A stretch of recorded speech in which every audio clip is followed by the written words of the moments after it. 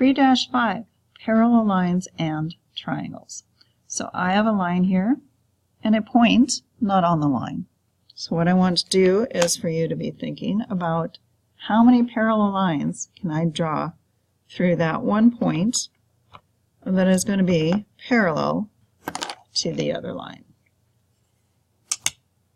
So can I draw a line like that and it's parallel? No. Can I draw a line like this and be parallel? No. Can I draw more than one line that's going to be parallel through that? No. Not unless you made a really huge point, but a point has no size, so you can only get one line through there. So that's our first postulate of the day. And it's called parallel postulate. What it says is through a point not on a line, there is one and only one line parallel to the given line. It's a common sense, which is why it's a postulate, not a theorem. I didn't have to prove anything. You know you can only draw one parallel line through that given line. If I have a triangle, and I'm looking at triangle ABC, and I want to find the sum of all the angles of the triangle. You already know that also. So hopefully you're already shouting to yourself, all the angles of a triangle always have to add up to 180 degrees.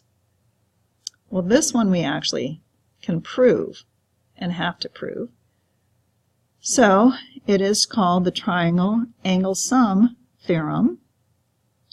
The sum of the measures of a triangle is 180 degrees. And you already know that. But the reason we know that, and the reason we can prove it in geometry, is we can come through and draw what's called an auxiliary line. And what an auxiliary line is a line to help you add to the drawing to help in a proof. So I can come up here and I want to make this line parallel to the given line. So hopefully that looks parallel. But again, if it doesn't look parallel, the minute I mark that it is parallel, so that one's parallel to this one, it has to be parallel. All right, so I'm going to label my angles 1, 2, 3. Well, angles 1, 2, and 3 add up to this straight line, which makes 180 degrees. I also learned back, now what section was that? About parallel lines, that alternate interior angles were congruent. So this angle A has to be the same measure as angle 1.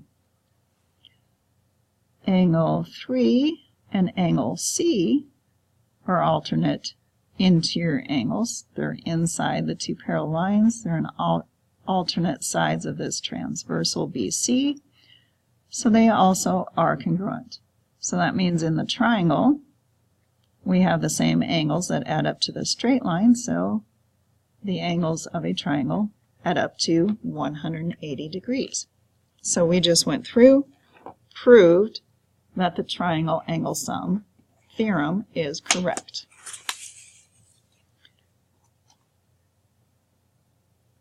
Okay, so if we look at a triangle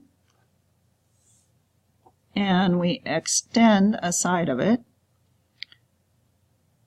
the exterior angle of a polygon is an angle formed by a side and an extension of an adjacent side. So this angle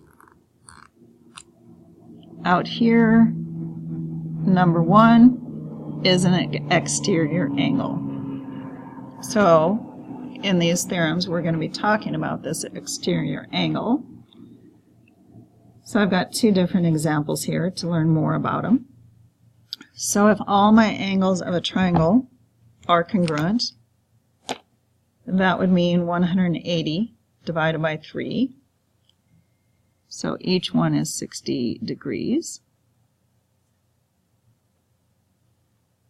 So if this is 60 degrees, this angle out here has to be 120 degrees. I did another one. If these are 40, 80, this would have to be 60 degrees, which makes this 120 degrees. Not every exterior angle is 120 degrees. That's just the way I picked my numbers. And so if I look at that, this angle being 120 is equal to these two added up. This 120 is equal to these two angles added up. And those two angles that I just talked about are called remote interior angles. They're two non-adjacent interior angles of the triangle. All right, so sorry, I had to take a little break there. Remote interior angles are the two non-adjacent interior angles. So if I'm given a triangle, this red just really doesn't show up. Interesting. And the green doesn't really show up. I might as well stick with black. So 35 plus 65 is 100. So this angle out here, my exterior angle has to be 100 because these remote interior angles were 100, which makes this 80, which makes this 100. So I don't even have to figure out that this angle is 80 because these two are equal to, these two angles added together equals this exterior angle. And that's your triangle exterior angle theorem, which says the measure of each exterior angle equals the sum of the measures of its two remote interior angles. So that exterior angle always is equal to these remote interior angles added together. It's not the one that is adjacent to it, it's the other two. So a type of problem you can have is this angle is 30 degrees, this angle's 80 degrees, this is my angle X, this angle is 40 degrees. With these being 30 and 80, I know angle Y here is 110 degrees. This angle X is supplementary to the Y, so it has to be 70 degrees. And if we have 40, 110, that makes angle Z 30 degrees. And so now I have completed every angle in the triangle and I'm done. Now you may start your homework.